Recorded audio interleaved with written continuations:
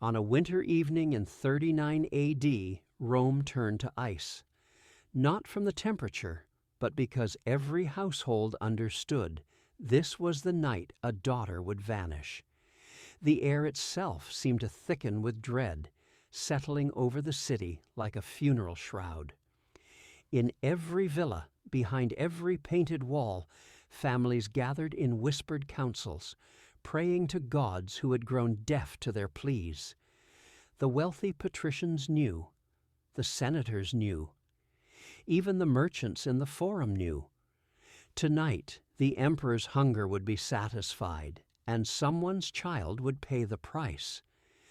Picture yourself at 14 years old, already dressed for bed, believing the world beyond your window is peaceful, when suddenly you detect the sound of armored boots resonating through your street. The rhythmic march grows louder with each passing second, each metallic clank against the cobblestones driving ice through your veins. Your heart begins to race. Your hands tremble. You pull the covers tighter, as if thin fabric could protect you from what's coming. Through the cracks in the shutters, you see the flicker of torchlight dancing across the walls of your room, casting shadows that seem to reach for you like skeletal fingers. You were raised believing that a summons from the emperor was an honor, a privilege reserved for the most distinguished families. Your tutors taught you about civic duty, about the glory of serving Rome. Your mother dressed you in fine silks and taught you proper etiquette for imperial audiences. Nobody told you it could arrive without notice in the dead of night, when the streets were empty and witnesses were few. Nobody told you the soldiers would enter your threshold as though your home was already theirs, as though the lock on your door was merely decorative, as though your father's status meant nothing in the face of imperial desire. And certainly nobody told you why they brought a lantern shrouded in crimson fabric, a lantern they would set before your entrance, like a mark of plague, a signal to every neighbor that this house had been chosen. The red glow seems to pulse with malevolent life, a beacon that announces to all of Rome that your family's honor is about to be stripped away, that your childhood ends tonight, that the girl who sleeps in this bed will never return, even if her body does.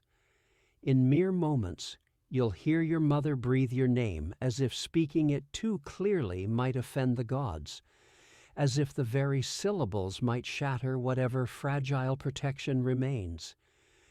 Her voice will crack with barely suppressed terror, trembling on the edge of a scream she dare not release.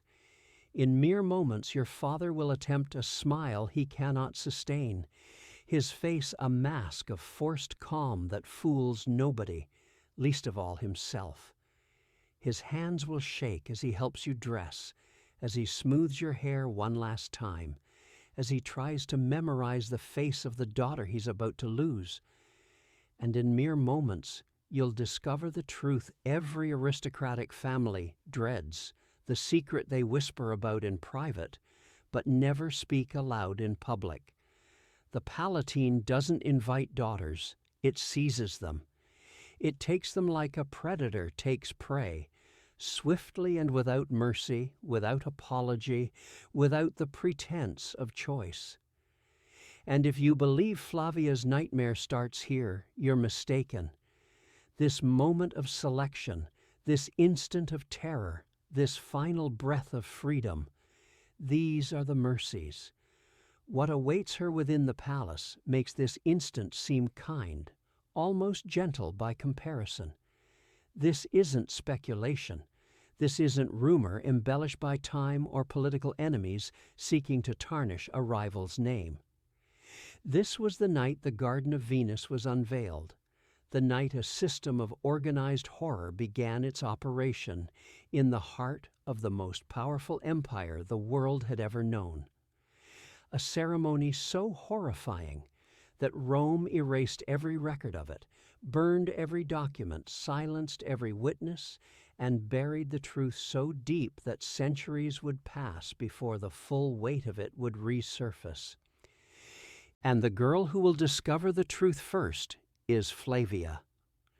Remember that name, Flavia. Let it echo in your mind, because everything you're about to witness, every horror you're about to uncover, every revelation that will make your stomach turn, forged the man who will shortly determine her destiny. To comprehend how a human being can decay from within, how sanity can rot like fruit left too long in the sun, how a soul can transform into something unrecognizable and emerge as a creature capable of devouring an entire empire, you must return to the beginning. You must go back to the bloodline that produced him, to the family that shaped him, to the darkness that cradled him in its arms, long before Rome learned to fear his name, long before mothers used his title to frighten misbehaving children. Caligula did not emerge from madness fully formed, like some mythological monster birthed from chaos. He was born into magnificence, into a world of triumph and glory that should have produced a hero. The son of Germanicus, Rome's golden commander, the man whose mere presence could silence a rioting legion and ignite a despairing metropolis with hope. When Germanicus entered a room, grown men wept. When he addressed his soldiers, they would have followed him into the underworld itself. He was everything Rome aspired to be: brave, noble, just, merciful, strategic, beloved. The boy should have inherited dignity, power, nobility. The blood of heroes flowed through his veins. The greatest military minds of Rome had been his ancestors. Every advantage of birth, education, and circumstance was his. Instead, something far more poisonous penetrated him, seeping into his soul like water into cracked stone, freezing and expanding until the cracks became chasms. His childhood did not unfold in gardens where philosophers debated the nature of virtue, or in scholars' chambers where the wisdom of the ages was carefully transmitted. It unfolded on the brutal edge of the empire, in military encampments soaked in sweat, iron, and the metallic scent of warfare. While other children of his station learned rhetoric and mathematics in comfortable villas, he learned the language of violence. He learned to walk between formations of battle-hardened legionaries, men with scars mapping their bodies like roads through conquered territory, men who had seen things that hollowed out their eyes and made them old before their time. The earth trembled with the impact of hobnailed sandals as 10,000 men marched in formation. The air rang with the clash of training weapons, with the shouts of centurions, with the screams of the wounded and dying when battles turned from exercises into genuine bloodshed. This was his playground. These were his lullabies. The soldiers cherished the sight of their commander's son in miniature armor, this tiny figure attempting to march in step with giants, and named him Caligula, Little Boot. A nickname meant with affection, with the rough tenderness of fighting men who saw in this child a reminder of the sons and brothers they'd left behind, but one that would soon attach to a far darker reputation. That innocent name would become synonymous with madness and cruelty, would be spoken in whispers and curses, would make men cross themselves and mothers clutch their daughters tighter. But even then, in those early years of innocence, something within him warped. Something fundamental shifted in the architecture of his mind. That frontier existence taught him its first principle, carved it into his consciousness with the certainty of mathematical truth. Power isn't inherited, it's seized, And once you seize it, you don't beg forgiveness for how you wield it. You don't explain yourself to lesser beings. You don't justify or apologize or seek validation. It was the first fracture in the child's spirit, invisible to everyone around him, a hairline crack in the foundation of his character. And the fractures were about to multiply, about to spread and deepen until the entire structure collapsed. The devastating blow arrived with the suspicious death of Germanicus. One day, Rome's golden general stood as the empire's brightest hope, beloved by soldiers and citizens alike, destined for greatness that would eclipse even Augustus himself. The next day, he was dead. Poisoned, many whispered. Murdered, others insisted. The official story spoke of illness, of fever and misfortune, but nobody believed it. In Rome, powerful men rarely died of natural causes, especially when their power threatened those above them. Instantly, the cherished child became prey. The transformation was immediate and absolute. Yesterday, he was the son of Rome's greatest hero, celebrated and protected, a symbol of the empire's glorious future. Today, he was a liability, a potential rival, a loose thread that needed to be cut before it could unravel anything important. He observed helplessly as his mother and brothers were banished, imprisoned, and murdered one by one, picked off like wounded animals by a patient predator. His mother Agrippina, fierce and proud, was exiled to a barren island where she slowly starved to death, her spirit breaking long before her body surrendered. His brother, Nero Caesar, was imprisoned and tormented until madness consumed him, until he finally took his own life, rather than endure another day of psychological torture. His brother Drusus was locked in the dungeons beneath the palace, where guards reported he tried to eat the stuffing from his mattress in his final days of starvation, desperate enough to consume anything that might keep him alive one more hour.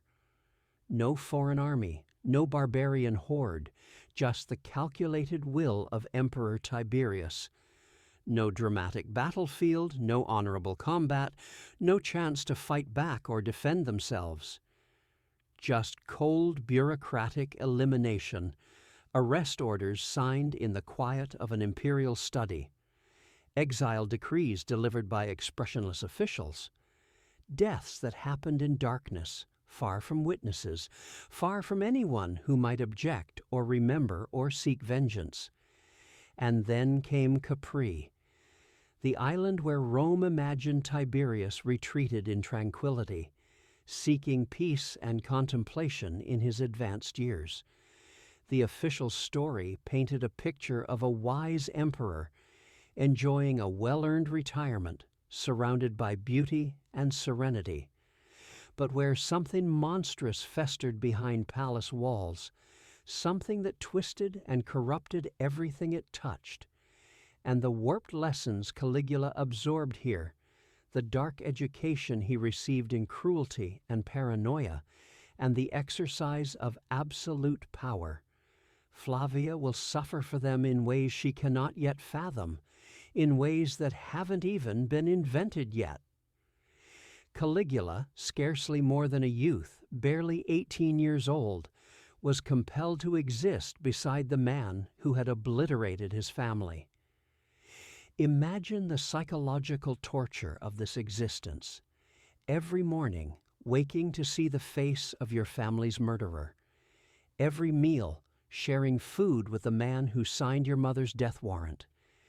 Every conversation, a carefully choreographed performance, where one wrong word, one misplaced expression, one moment of honest emotion could mean your immediate execution. Capri was not a sanctuary. It was a gilded tomb sealed with suspicion, paranoia, and the ever-present threat of sudden violence. The island was beautiful, azure waters, white stone villas, gardens that cascaded down terraced hillsides. But that beauty was a mockery, a cruel joke that made the horror somehow worse. For 6 suffocating years he endured under the watch of an emperor who trusted nobody and killed on impulse, who saw conspiracies in every shadow and treason in every sideways glance. There, in that island prison disguised as paradise, Caligula absorbed a new principle, one far darker than the first, more corrosive to the soul, more fundamentally destructive to whatever remained of his humanity. To survive, you must grin at the man you wish to annihilate. You must laugh at his jokes even when they're at your expense. You must praise his wisdom even when his decisions are insane. You must become a living lie, a performance so convincing that you begin to lose track of where the act ends and your true self begins, if such a thing even exists anymore. He concealed every tear, suppressed every tremor of fury, and bowed to the murderer of his kin. When Tiberius joked about his dead mother, Caligula smiled. When the emperor reminisced about his brother's suffering, Caligula nodded thoughtfully, as if appreciating the tactical brilliance of their elimination. When Tiberius tested his loyalty with increasingly sadistic demands, Caligula complied without hesitation, proving himself over and over again, each proof requiring him to sacrifice another piece of his soul. And while he remained outwardly compliant, the cracks in his psyche expanded, widening until something cold and bitter slipped through. Some essential part of him, the part that feels empathy, that understands consequence, that distinguishes between right and wrong, died on Capri. It didn't die suddenly, in a single traumatic moment. It died gradually, cell by cell, day by day, smile by forced smile, until nothing remained but a void where humanity should have been. And into that void, something else began to grow. Something patient and calculating and utterly without mercy. So when Tiberius finally perished in 37 A.D., and the Senate elevated Caligula, now 24, onto the throne, Rome exploded in a frenzy of jubilation, a new beginning, a new prince. The son of Germanicus had arrived to purge the corruption, and for a moment he did. He liberated prisoners, destroyed the files of Tiberius's informants, slashed despised taxes, poured wealth into the streets, games, and celebrations. Rome believed it had been rescued, but the man who will one day reach for Flavia has not fully emerged yet. His darkness is merely stretching its limbs, but redemption was merely the facade. Because near the conclusion of that first year, an illness struck so savagely that the emperor teetered between life and death.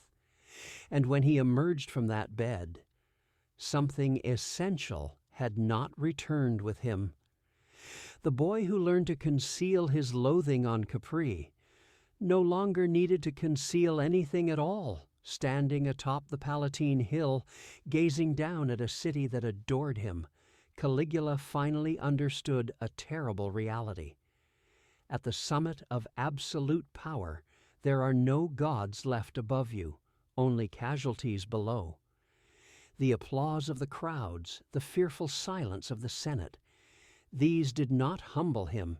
His rationality peeled away like dead flesh, and beneath it surfaced the creature Capri had sculpted. Generosity contorted into frenzy, justice spoiled into brutality. And within the shadows of his thoughts, an idea began to crystallize. Women of noble birth were not citizens, not daughters, not humans. They were tools.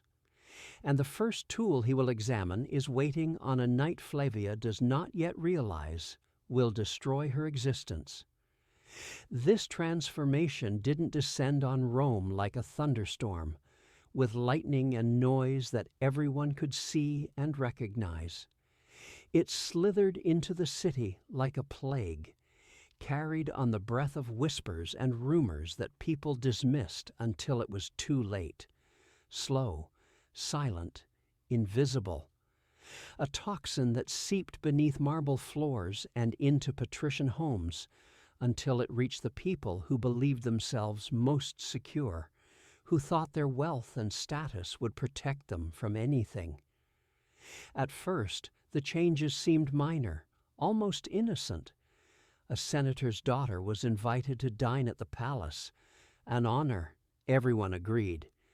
A week later, another invitation, this time more insistent.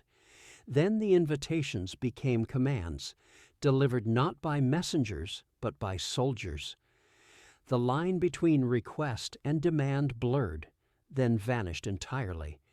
But by the time families understood what was happening, resistance had already become impossible. To refuse was treason. To comply was to feed your daughter to a monster. There was no third option. And somewhere across Rome, in a villa where tapestries depicted heroic ancestors, and where the family name had been respected for generations, Flavia's household received the same knock. The knock no family dared answer, but no one was permitted to refuse.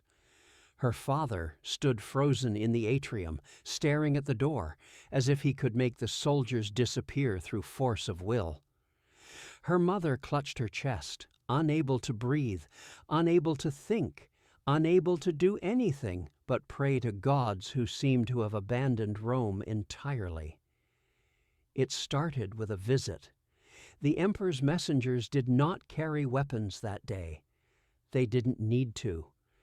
The threat was implicit in their presence, in the imperial insignia they wore, in the cold certainty of their expressions.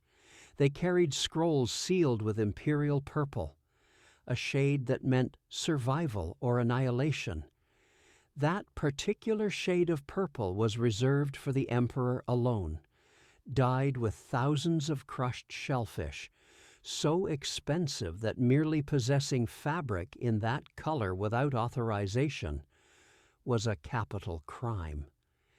Inside those scrolls was the demand no parent could refuse, written in formal language that made horror sound like opportunity. Send your daughter, not just any daughter, the most exquisite, the most innocent, the most politically valuable, the one you've protected most carefully, the one you've raised with the greatest care, the one whose future you've planned since the day she was born, that daughter, the one whose loss will hurt most.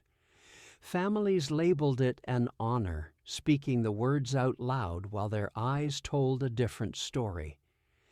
They understood it was a death sentence wearing fragrance, dressed in silk, presented as privilege. To reject the emperor was treason, not just for the one who refused, but for the entire family, perhaps for every member of the extended clan. 3 generations could be wiped out for one act of defiance. To comply with him was to deliver your child to the monster, to become complicit in her destruction, to live the rest of your life knowing you chose survival over her safety. The girls were transported to an isolated wing of the palace, carefully separated from the rest of the imperial complex.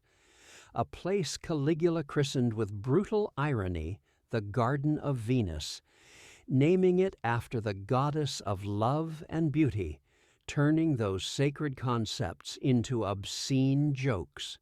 Flavia crossed this threshold believing she still possessed control, still clinging to the illusion that this was a temporary situation, that she would perform some ceremonial duties and return home, that her life would continue more or less as planned. She would lose that delusion before dawn, shattered so thoroughly that she would barely remember what it felt like to believe in her own agency, to think she had choices, to imagine she controlled anything about her existence.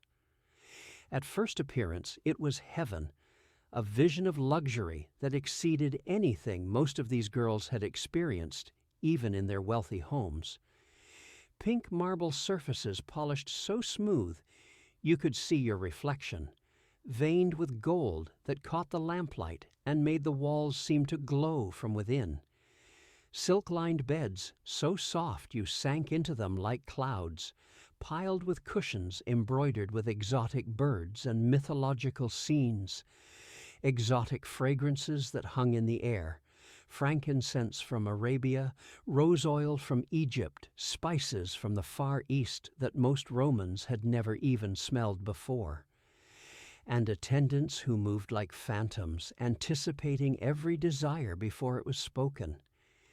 They materialized when needed and vanished when not, silent and efficient, trained to read the subtlest cues. A girl might think about wanting something to drink, and a servant would appear with exactly what she craved. She might feel cold, and a shawl would be draped across her shoulders before she could shiver.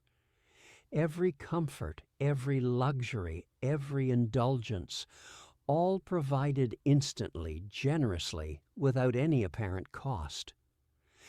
The daughters of Rome entered, believing they had been selected for sacred duty, for an elevated position that would bring honor to their families. Some even felt a flutter of excitement mixed with their nervousness. They would serve in the imperial court, they thought.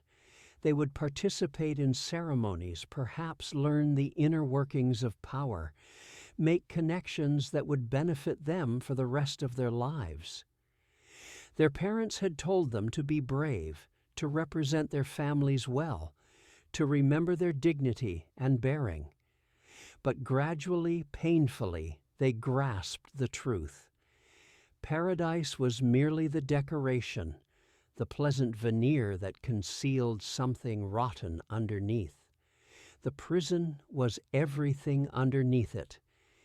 In the locked doors they discovered couldn't be opened from the inside, in the guards stationed at every exit, in the way the servants' eyes slid away when asked direct questions, in the absolute absence of any way out once you'd entered.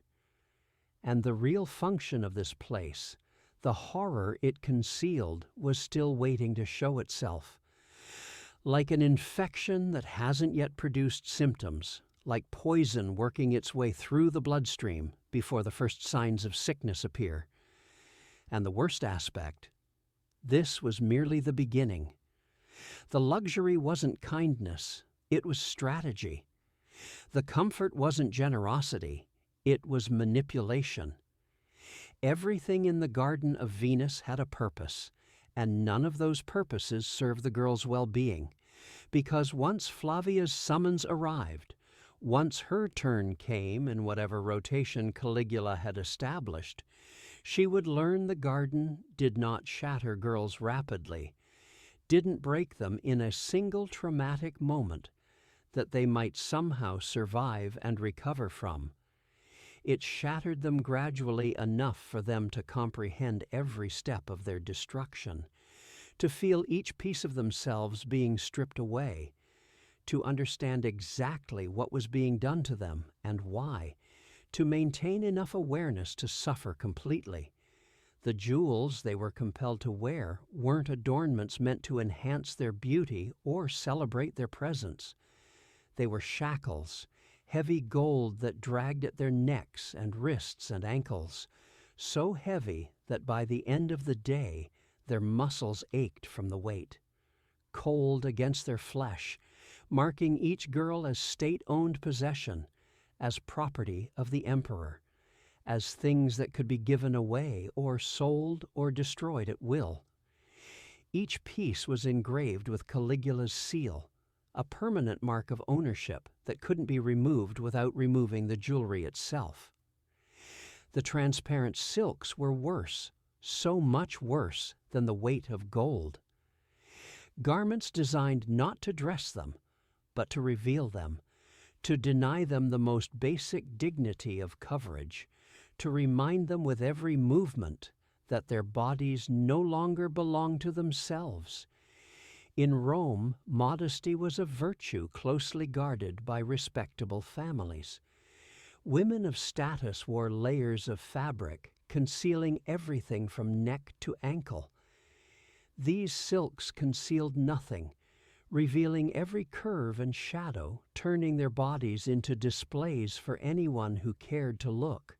Their names were the first thing Caligula eliminated, understanding instinctively that identity begins with what you're called. Real names were threatening because they connected these girls to families, to histories, to identities that existed before and might exist after. Real names meant individuality, meant they were specific people with specific stories, rather than interchangeable objects. So he substituted them with numbers, mockeries, and degrading nicknames, whispered by the emperor himself, chosen specifically to humiliate and diminish. One girl might become 23, or simply the tall one. Another might be called Bird because she cried too much, or Silent because she didn't cry enough, or the one who resists, in a tone that made resistance sound both foolish and futile. Some were given crude nicknames relating to their bodies, turned into walking jokes that everyone would repeat, forcing the girls to hear themselves reduced to single humiliating characteristics over and over again. With every erased identity, the Garden of Venus strengthened its hold. Each day the girls became a little less themselves, a little more whatever the palace wanted them to be. They started forgetting who they were before, started accepting the names and roles assigned to them, started losing the thread that connected them to their former lives until that thread snapped completely and they were adrift, unmoored, nothing but what Caligula said they were. But the true weapon of the system wasn't jewelry, silk, or even terror in its obvious forms. It was waiting, a torture that spilled no blood, left no visible wounds that physicians could document or historians could later verify, yet carved them from the inside out with surgical precision. This was psychological warfare refined to its purest form, cruelty elevated to an art, suffering manufactured so efficiently that it required no physical violence at all. They never knew when the summons would arrive. It could be tonight, while they lay in their beds, listening to every footstep in the corridor outside. It could be weeks from now, allowing them just enough time to hope maybe they'd been forgotten. Maybe the emperor had moved on to other interests. Maybe they would somehow escape. The uncertainty was its own form of torture, perhaps the worst form, because it never stopped, never allowed a moment of genuine peace or rest. Every sound became a potential threat. The distant closing of a door might mean guards were being dispatched. Voices in the hallway might be discussing which girl would be selected. The scrape of a key in a lock might be the prelude to her name being called, and every instant in between was an execution by expectation, a slow dying that happened over and over again, 1,000 small deaths before the actual one. The echo of Praetorian sandals in the corridor made their hearts burst with terror, the organ hammering so hard against their ribs they thought it might rupture. Some girls developed arrhythmias, their hearts beating in chaotic rhythms that physicians couldn't explain or treat. Others hyperventilated, gasping for air that never seemed sufficient, drowning in an atmosphere of pure dread. Breathing became a burden, each inhale requiring conscious effort, as if their bodies had forgotten this most basic autonomy. Sleep became unattainable. When exhaustion finally forced their eyes closed, nightmares invaded immediately, vivid, specific, more terrible than anything the waking world had yet shown them, because their imaginations filled in the details their limited experience couldn't yet provide. They woke screaming, or worse, woke in silence with tears streaming down their faces, having learned that screaming only brought guards who watched with amusement or indifference. By the time Caligula ever laid hands on them, the psychological destruction was already finished. They were already broken in the ways that mattered most, already hollowed out, already conditioned to accept whatever came next as inevitable. They were prey softened for the slaughter, tenderized by fear until resistance became unimaginable.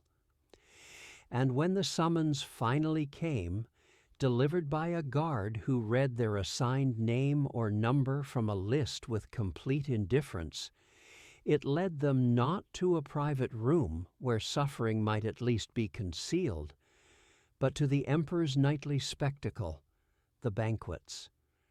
Because Caligula understood that cruelty is more satisfying when witnessed, that power is more absolute when exercised publicly, that breaking someone is more complete when done before an audience, the young women were displayed before Rome's elite like exotic creatures on exhibit, like trophies won in conquest, like living proof of the emperor's absolute dominion. Not attendees with agency, not participants with dignity, but living decorations arranged for aesthetic effect and symbolic impact. They stood or sat where placed, moved when directed, spoke only if commanded, their every action controlled and choreographed. Caligula walked among them with the arrogance of a butcher selecting cuts of flesh, examining them openly and without shame, his gaze cold and evaluative. He commented loudly on their bodies, this one's breasts, that one's legs, another's face, mocking some for perceived flaws, praising others in ways that made their skin crawl, ranking them publicly like livestock at market. Every word was carefully chosen to maximize humiliation, to strip away the last fragments of dignity they clutched to. But the real cruelty wasn't his voice, wasn't even his actions. It was the silence of the men who should have defended them. Fathers, uncles, betrothed, all seated at tables of prestige, forced to nod at the emperor's vulgarities, forced to laugh at jokes about their own daughters, forced to watch horrors they were powerless to prevent. Their smiles stretched so taut they looked carved in, fixed grins that fooled nobody but had to be maintained anyway because the alternative was death. Any flicker of unease visible in their expressions, any tremor of revulsion crossing their faces, any moment where the mask slipped and honest emotion showed through, these could condemn them or the girl to instant death. So they sat frozen, performing approval of their own degradation, participating in a ritual that destroyed them almost as thoroughly as it destroyed the girls. That silence was its own kind of murder, killing honor and integrity and any illusion that Roman virtue meant anything when confronted with absolute power. And then came the final act. Not pandemonium, not chaos, but a ritual rehearsed like performance. Soft music played to muffle the screams. Selected witnesses watched in forced appreciation, and unspoken protocols governed every movement the victim had to make. This wasn't satisfaction for Caligula. This was performance, a display, a demonstration that he controlled not just bodies, but spirits. And Flavia, standing under torchlight, realized the emperor didn't even perceive her as human anymore. He perceived her as a classroom where he rehearsed cruelty. Take Flavia. daughter of a respected consul. When she stepped across the threshold of the Garden of Venus for the first time, she still believed she might participate in ceremonies or accompany the emperor. For the initial days, Caligula flooded her with presents, attention, even manufactured tenderness. It disarmed her, it weakened her, it prepared the trap. And when it finally closed, when the illusion fractured and the truth revealed its fangs, Flavia grasped the one principle that ruled this palace. You cannot defy a man who believes he is divine. Caligula wielded cruelty with the precision of a master craftsman, with expertise that suggested long study and careful refinement of technique. He alternated violence with false affection in carefully calibrated cycles, striking a girl one night, beating her until she couldn't stand, until her face was unrecognizable, until she wished for death, and then sobbing in her lap the next as he presented jewels worth fortunes, weeping and apologizing and swearing it would never happen again. This emotional turbulence rewired the brain in ways that modern psychology is only beginning to understand. The unpredictability created a state of permanent hypervigilance where the victim could never relax, never anticipate, never prepare. The contrasting experiences of extreme pain and extreme gentleness from the same source created cognitive dissonance so severe that rational thought became impossible. Victims no longer perceived him accurately. Their assessment of reality fractured under the pressure of contradictory experiences. Hope and terror merged into a single confused emotion that had no name. Comfort and violence blended until they seemed inseparable, until the victim's mind couldn't distinguish safety from danger. The one who destroyed them became the only one who could console them, the only familiar presence in a nightmare world, the only person whose approval seemed to matter anymore. A dependency engineered to make flight impossible, even when opportunities for escape presented themselves. Girls who might have run simply stood paralyzed, unable to imagine existence without the very person who tormented them. Their identities had become so entangled with his will that separation felt like annihilation. But Caligula wasn't done. He demolished solidarity next, understanding that united victims might find strength, might coordinate resistance, might at least comfort each other in their shared suffering. That couldn't be permitted. Flavia attempted to vanish into the crowd of victims, to find safety in anonymity, to build connections with other girls who understood her nightmare. But in the Garden of Venus, being invisible could kill you just as swiftly as being noticed. Caligula's attention was dangerous, but so was his indifference. Girls who failed to interest him simply disappeared, their fates uncertain but certainly grim.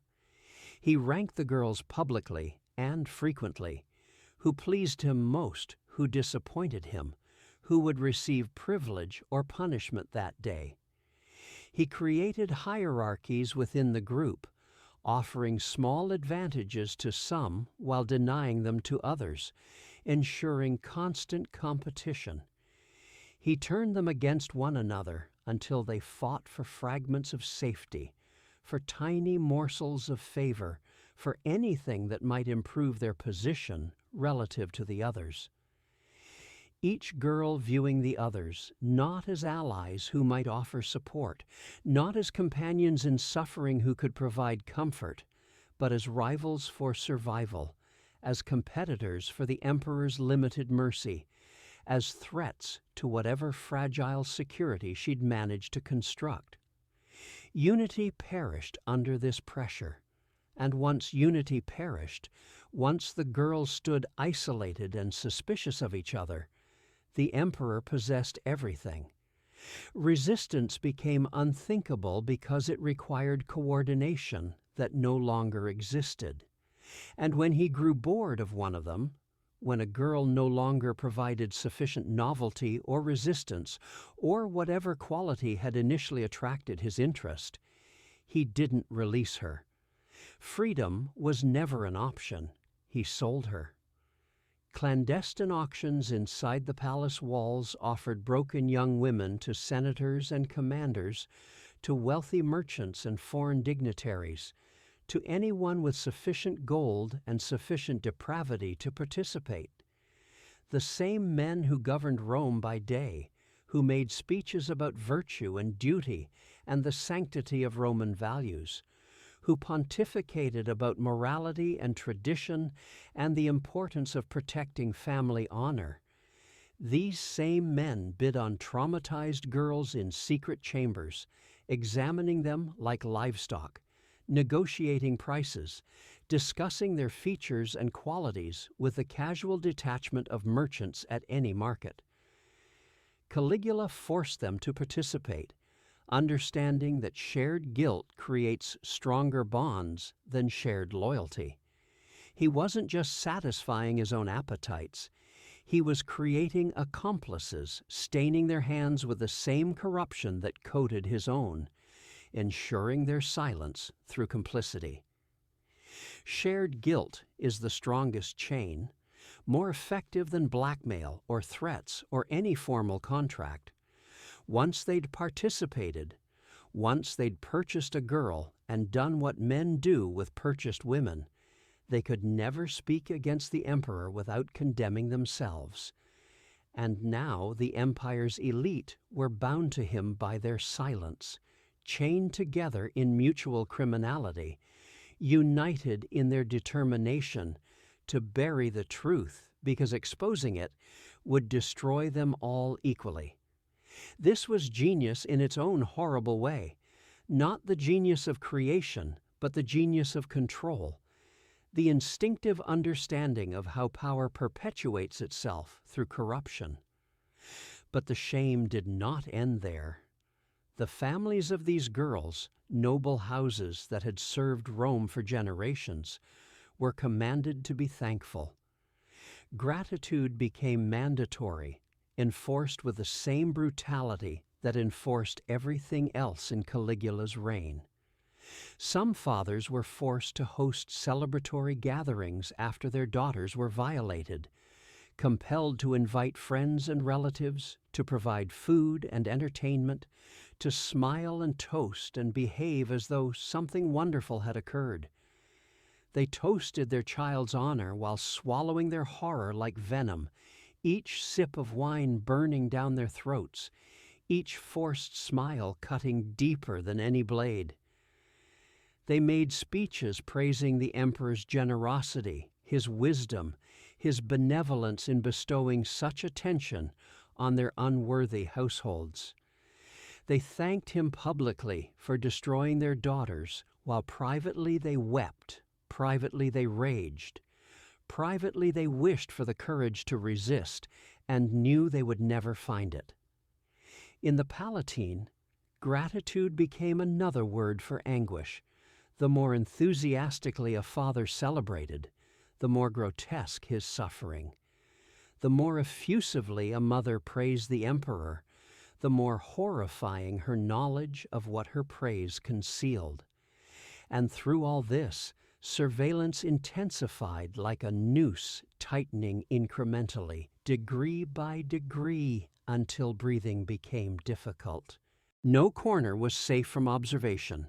Guards, slaves, informants, eyes everywhere watching, ears everywhere listening, mouths everywhere ready to report.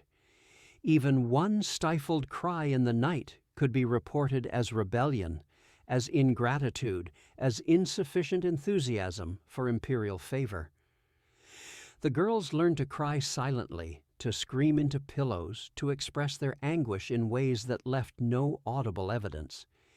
Inside the Garden of Venus, layer after layer of humanity was scraped away with methodical precision until nothing remained but flesh, fear, and the echo of footsteps approaching closer.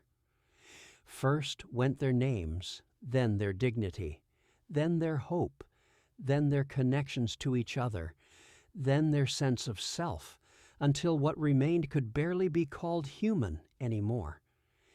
They became exactly what Caligula wanted them to be, empty vessels for his will, objects that breathed and bled but possessed no agency, no resistance, no inner life that he couldn't control. By 40 and 41 A.D., the palace atmosphere had become toxic enough to asphyxiate. The girls who once arrived with luminous eyes and gentle voices were now skeletal apparitions drifting through the halls. Many ceased speaking entirely. Some ceased responding. Their minds withdrew inward, hiding in the last place Caligula couldn't penetrate. Physicians noted dissociation, souls detaching from bodies simply to survive. But the truth the court tried hardest to conceal was far grimmer.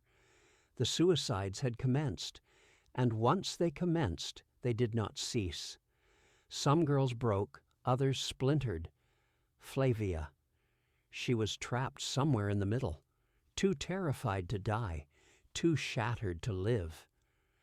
Whispers among the servants spoke of 6 confirmed suicides, but everyone knew the reality. 6 was merely the number the palace failed to conceal. The real count was interred under marble floors and imperial silence, and Flavia began to wonder if surviving was actually the most cruel outcome. Death, once the thing they feared most, became the only horizon that offered respite, a final act of sovereign liberty in a world where they owned nothing else. Not even their own names. Some opened their veins with fragments of shattered vases. Some ripped strips of silk from their luxurious gowns and fashioned nooses from them. Others simply ascended the balconies and stepped off, letting gravity deliver the mercy their emperor never would. For these girls, the cold embrace of death were gentler than Caligula's touch. But the emperor was not satisfied with simple destruction. Mere brutality bored him. Physical cruelty lacked sophistication. In his delusion of divinity, in his conviction that he had transcended human limitations and existed on some higher plane of existence, he conceived a new cruelty. A torment so twisted it attacked the victims through the people they loved, weaponizing family bonds and turning love itself into an instrument of torture. He permitted parents to visit their daughters, not to save them. Rescue was never on the table, never even suggested as a possibility. Not to comfort them in any genuine way. Actual comfort would have undermined the system he'd built. But to witness them suffer, to see what had become of the girls they'd raised, to observe the transformation from daughter to broken object, to understand completely and helplessly what their compliance had cost. The girls were painted carefully before these visits, their bruises hidden under thick cosmetics applied by skilled servants. They were perfumed with expensive scents, meant to overwhelm any smell of fear or illness or despair. They were dressed in silks, chosen specifically to conceal injuries while still displaying their degradation.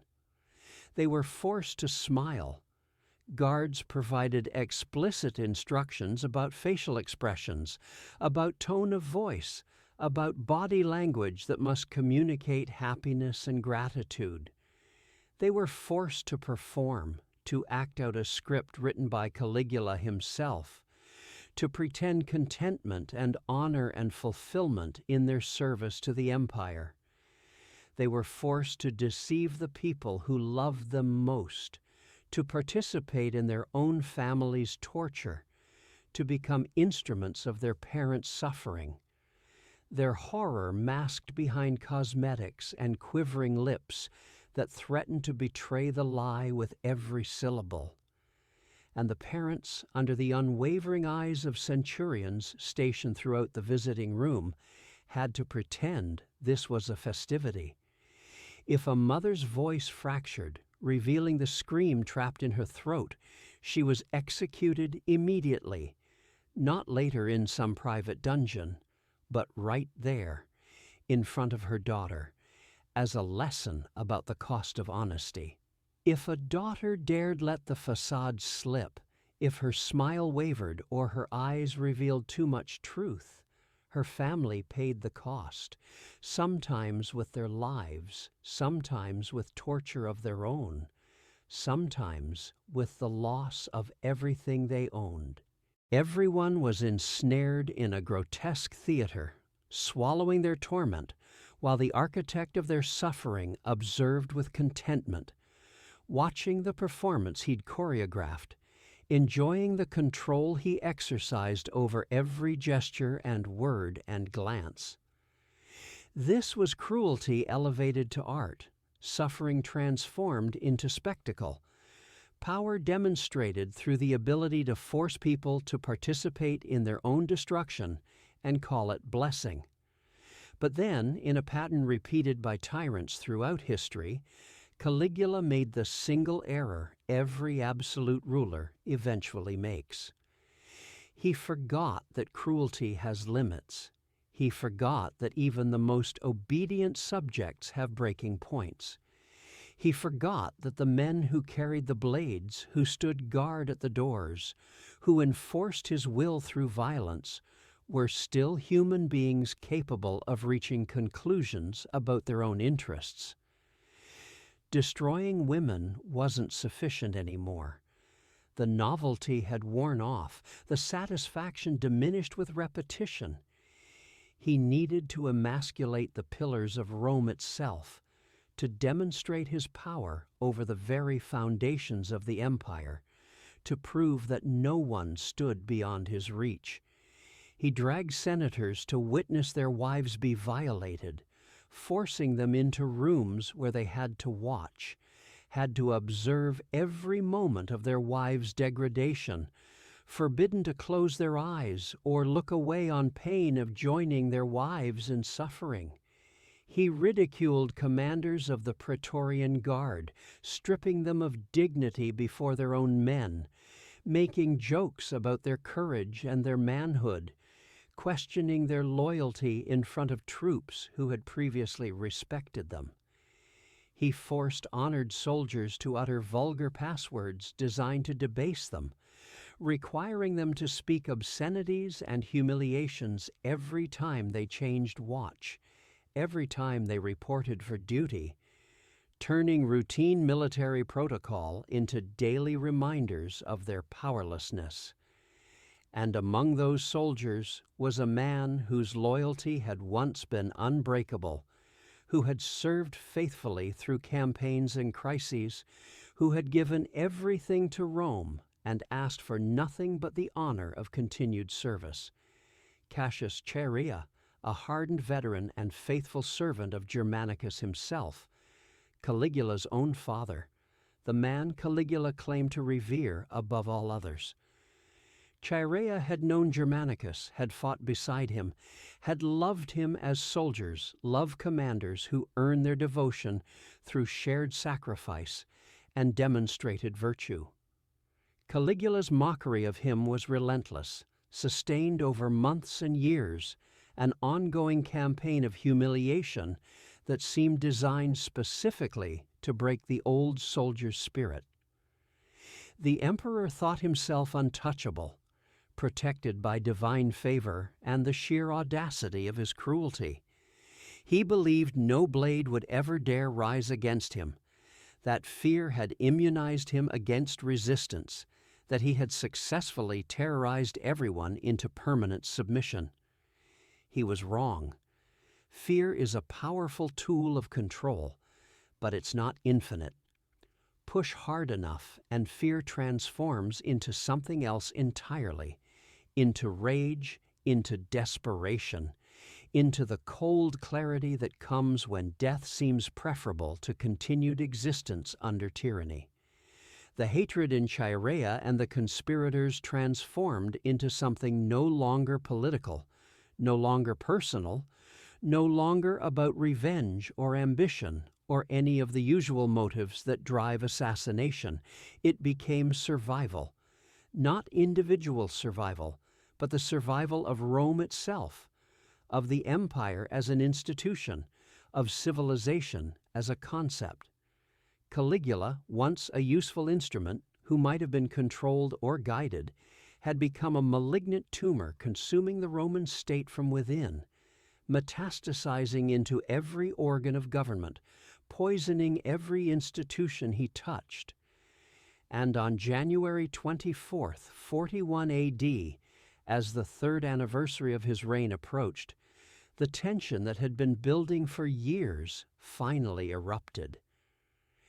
During the Palatine Games, annual celebrations that drew crowds from across the city, Caligula departed through a private underground corridor, the Cryptoporticus, to take a bath and escape the noise and press of bodies. It was routine, a path he'd taken dozens of times before, through passages he considered secure. He entered the dim stone passageway, believing himself immortal, protected by the same delusion that had sustained him through years of escalating madness. He would not exit it alive. Chaerea and the conspirators blocked his path, materializing from shadows and alcoves, surrounding him before he could react or call for help. There was no speech prepared, no formal denunciation of his crimes, no trial or tribunal. There was no warning given or mercy offered. Only steel glinting in torchlight, only grim faces making grim calculations. Only the sudden understanding that payment had come due. Chaerea and the conspirators blocked his path with the finality of judgment delivered by history itself. There was no speech, no theatrical moment where grievances were aired or justifications offered. No trial or tribunal, no appeal to law or custom or precedent. History would record their reasons, but in that moment they offered none. Only steel responding to years of provocation, answering cruelty with violence, meeting tyranny with the one response tyranny understands. The first strike, delivered by Chaerea himself, a blade driven upward through the throat, shattered Caligula's larynx with surgical precision.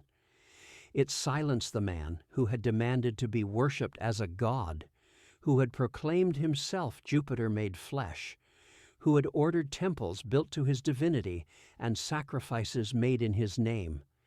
His cries choked in a flood of his own blood. The same blood he had claimed was ichor flowing through divine veins. The sound was horrible, a wet gurgling that echoed off stone walls, carrying more truth than any words he'd ever spoken. Then came the frenzy, the unleashing of years of accumulated rage and humiliation and impotent horror. More than 30 stab wounds ripped into him from multiple attackers, each conspirator claiming their piece of vengeance, each blade carrying the weight of particular grievances and specific sorrows. The self-proclaimed Jupiter of Rome collapsed to the ground like any mortal, writhing in pain and terror, begging for mercy he'd never granted others, dying like the terrified mortal he truly was, despite all his grandiose claims and delusional declarations. His life ended in a puddle of blood spreading across ancient stones, soaking into the foundation of the empire he'd claimed to embody. Humiliation carved across his contorted face, eyes wide with the understanding that came too late. That power is never as absolute as it appears, that fear breeds hate as surely as summer breeds storms, that every tyrant's reign ends eventually, and usually badly. His last expression was one of shock, unable to accept even in death that he was not immortal, not divine, not anything except a man who'd wielded power catastrophically and paid the inevitable price. But the nightmare was not finished. Just a few meters away, sealed inside the Garden of Venus by locked doors and stationed guards, the young women heard the turmoil. The screams, some from Caligula as blades found him, some from his bodyguards as they realized what was happening, some from conspirators wounded in the brief struggle.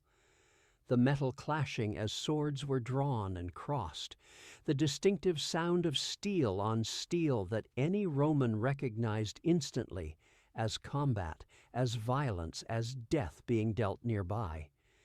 The thunder of rushing feet as soldiers responded to the disturbance, pounding through corridors, shouting orders and questions, trying to understand what had occurred and who was friend or enemy. The girls huddled in corners, trembling uncontrollably, unable to comprehend whether this was salvation or another form of catastrophe. Was this rescue? Was this a coup that would make things worse? Was this chaos that would consume them along with everyone else? Then silence. Not the heavy silence of oppression they'd learned to navigate. The careful quiet of terrorized people, moving softly to avoid attention. But the hollow, unfamiliar silence of a world where the monster was suddenly absent, where the controlling presence that had dominated every moment of their existence had simply vanished. It was disorienting, almost frightening in its completeness. The absence of threat felt as disturbing as the presence of danger had been. Yet none of them dared stir. None moved toward the doors or called out or tried to discover what had happened. Because after years in that palace, after countless lessons taught through pain and observation, they understood one thing with horrifying clarity. When something ends in Rome, when power shifts or vacuums form or old orders collapse, something worse often commences. New cruelty often follows old, new monsters replace old ones. New systems of oppression emerge from the ruins of previous systems. And they were right to fear, right to hesitate, right to distrust salvation when it came wearing the face of violence. Caligula's death did not birth a golden sunrise, did not herald the restoration of justice or the return of virtue to Roman government. It opened a chasm, a void of power that nature abhors and ambitious men rush to fill. His Germanic bodyguards, discovering their emperor dead in a pool of his own blood, erupted in blind rage. These were foreign troops whose loyalty was personal rather than institutional, who had sworn oaths to Caligula specifically rather than to Rome generally, who measured their honor by their ability to protect the man they'd been assigned to guard. The palace transformed into a slaughterhouse within minutes, descending from imperial dignity into primal chaos faster than anyone could have anticipated. The Germans cut down servants indiscriminately, unable to distinguish conspirator from bystander, guilt from innocence, complicity from coincidence. Officials died at their desks, slaves died in hallways, aristocrats died in reception rooms where they'd been waiting for audiences. Anyone unfortunate enough to cross their path became a target for rage that needed outlets and found them everywhere. For the young women trapped in the Garden of Venus, the space that had been their prison became a death trap more literal than metaphorical. Some fled barefoot through corridors littered with broken glass from shattered amphorae and bodies of people cut down minutes earlier. They ran without direction, seeking only distance from the sounds of slaughter, feet bleeding as they stepped on debris, hearts pounding so hard they thought they might die from the exertion alone. Others, paralyzed by years of conditioning that had taught them stillness as survival, barricaded themselves in their chambers, shoving furniture against doors, gripping each other in the darkness, waiting to see whether the next hand on the door would kill them or free them. They couldn't run even when running might save them, because running required decisiveness they no longer possessed, initiative that had been systematically destroyed, belief in their own agency that years of captivity had erased.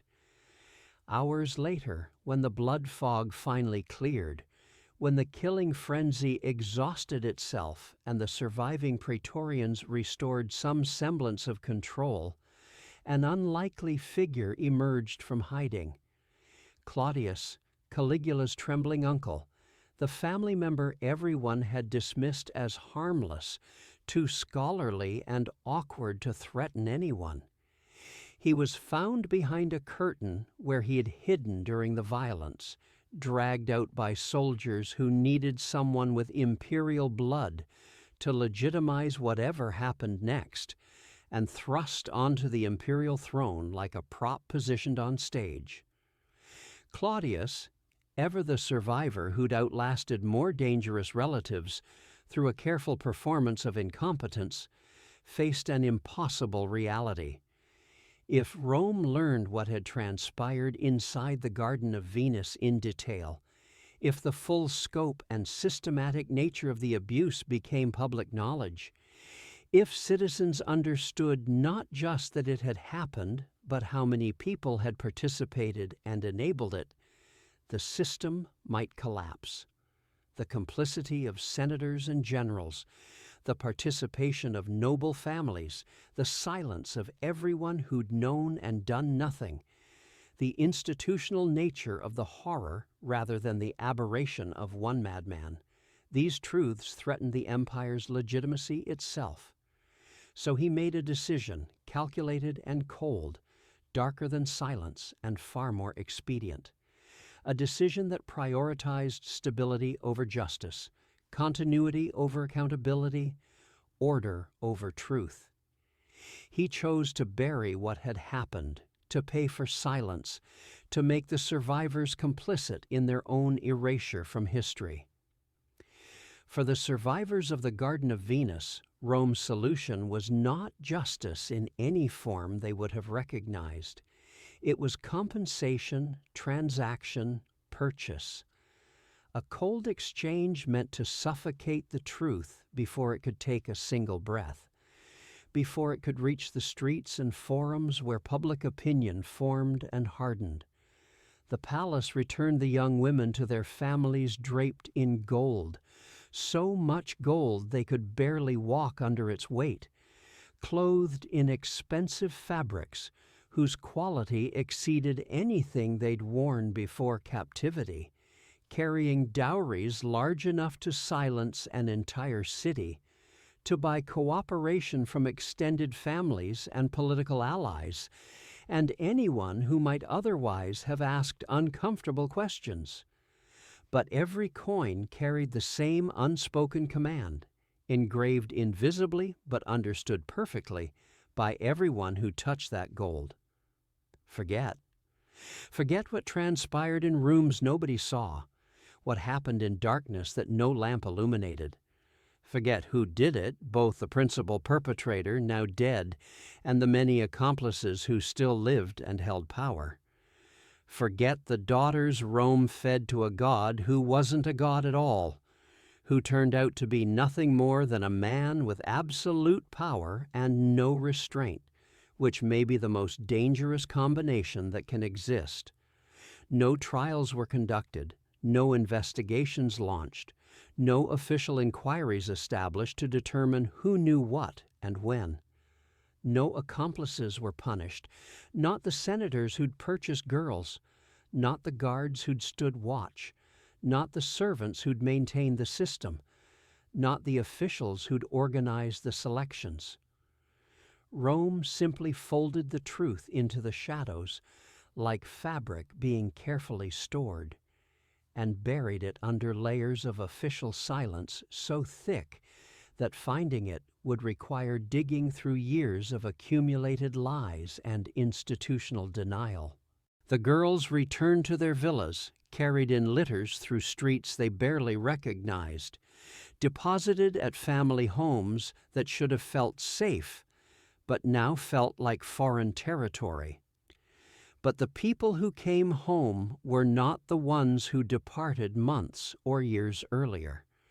They were husks, walking corpses animated by reflexes and routines, but lacking whatever essential quality makes humans fully alive. Bodies that still breathed, hearts that still beat, but souls that had perished on the Palatine Hill and were never permitted to return, left behind in rooms where unspeakable things had occurred, abandoned in a palace that still stood but now served a different emperor, and ruthless Roman society where honor meant everything and reputation determined destiny. A noble woman's worth lived and died with her chastity. Virginity before marriage wasn't merely preferred, it was absolutely required, the foundation upon which family alliances were built and political marriages arranged.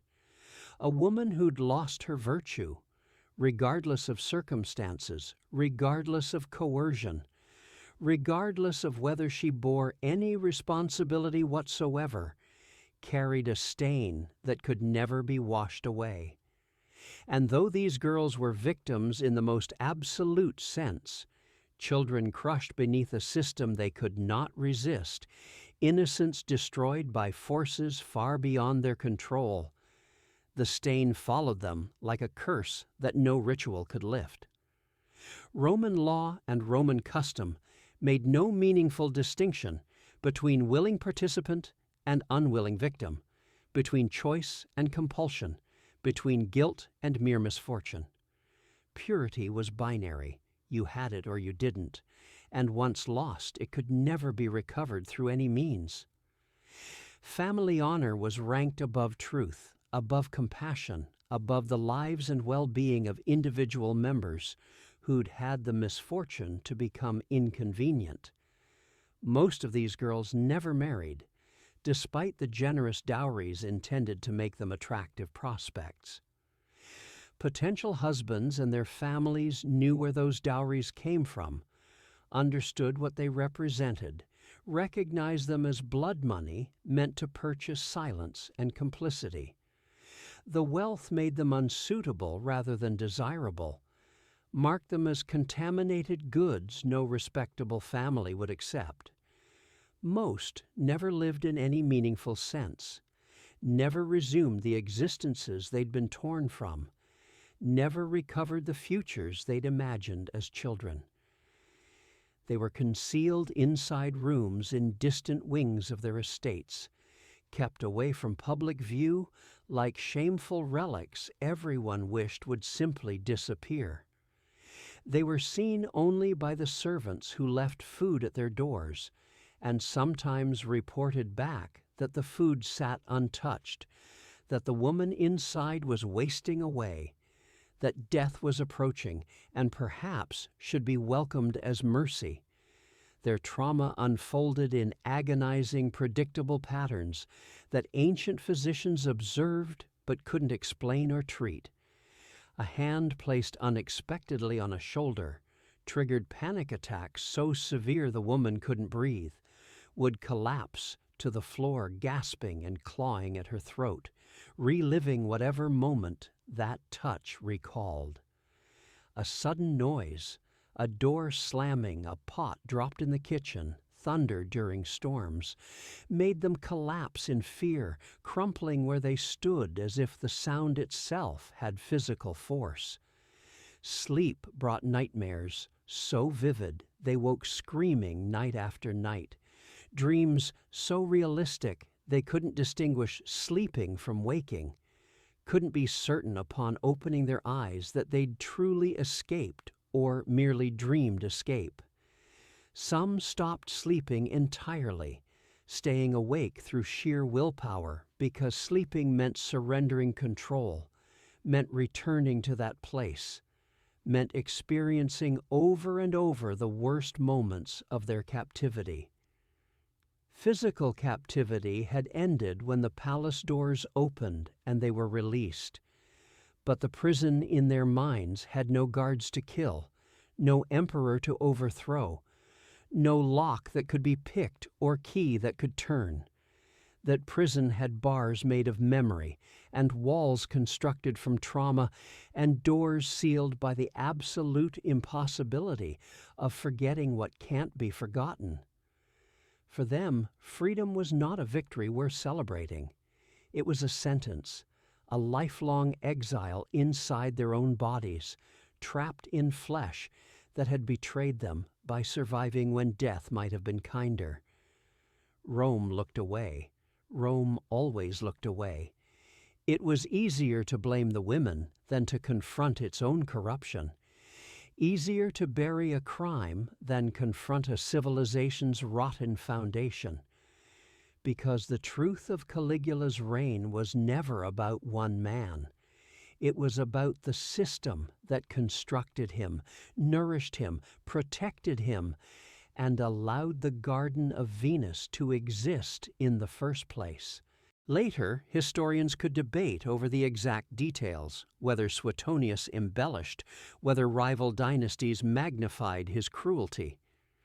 But the convergence of sources tells us one thing without question: a machine of abuse existed, a machine constructed to satisfy one man's darkest impulses, and Rome allowed it to function in silence. This wasn't an isolated horror. It was a defect in the empire's very architecture. Rome concentrated its legislative, judicial, military, and even divine power into the hands of a single man. No checks, no limits, no escape if the wrong man climbed the throne. Caligula proved how thin the line truly is between civilization and savagery, between order and chaos, between ruler and monster. And that line was drawn not on marble, but on the bodies of the nameless girls who perished in the Garden of Venus.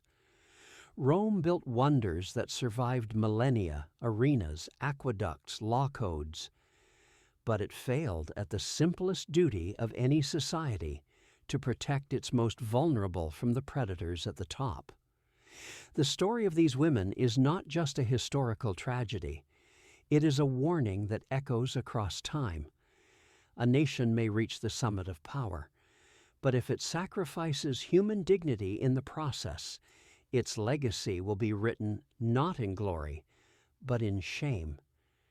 History is often shaped by the victors, written by those who survive and prosper, recorded by scholars whose employment and safety depend on not offending powerful interests. The official versions emphasize triumphs and minimize failures, celebrate heroes, and explain away crimes, construct narratives that justify present arrangements by sanitizing past events. But shadows have a way of surviving even the most determined efforts at erasure, even the most thorough campaigns to rewrite or suppress or forget. The erased names that official records deliberately excluded, but private letters sometimes preserved. The unsent letters hidden in walls or buried in gardens, never delivered to recipients who might have helped, discovered centuries later by archaeologists who couldn't fully understand what they were reading. The tears dried into silk pillows that servants whispered about, stains they noticed while cleaning rooms no one wanted to enter, evidence they couldn't speak about openly, but couldn't entirely forget either. They remain in the margins Rome tried to burn away, in the footnotes scholars argued over, in the contradictions between official histories and private accounts, in the silences that speak louder than any written record, in the gaps where information should be but isn't, in the careful avoidance of certain topics, in the way some stories end abruptly, without explanation, or trail off into vague suggestions that the reader should know better than to inquire further. And now they belong to us. We who live centuries later, removed from the immediate political consequences, free to examine evidence without fear of imperial retaliation. We who have the luxury and responsibility of confronting truths that Romans found too uncomfortable or dangerous to acknowledge. We must decide whether to look at those shadows honestly, to shine light into corners that previous generations deliberately kept dark, to speak names that were meant to be forgotten, to tell stories that were meant to die with their victims, or repeat them. Because history doesn't repeat exactly. Circumstances change, technologies evolve, specific details differ. But the patterns underlying human behavior remain disturbingly consistent. Power still corrupts when unchecked. Systems still protect predators when institutions value stability over justice. Societies still choose comfortable lies over uncomfortable truths when facing hard questions about complicity and responsibility. Because evil does not always announce itself with swords and fire, with dramatic declarations and obvious violence that everyone can recognize and oppose. Sometimes evil wears a crown and speaks with authority, draping itself in legitimacy and precedent. Sometimes evil hides behind silence, protected by people who know but choose not to speak, who see but choose not to act, who understand but choose not to care. And sometimes evil thrives simply because too many people choose not to be outraged, choose comfort over confrontation, choose their own safety over others' suffering, choose to look away because looking directly at horror requires courage most people don't have or can't sustain. If this story unsettled you, let it. Don't push away the discomfort or distract yourself from difficult feelings. Sit with the unease and ask yourself why it affects you, what it reveals about the world you live in, what parallels you see or refuse to see. If it angered you, let it. Don't dismiss that anger as excessive or inappropriate. Examine what specifically triggered that response, what injustice or cruelty or complicity it illuminates, what changes that anger might motivate if channeled productively.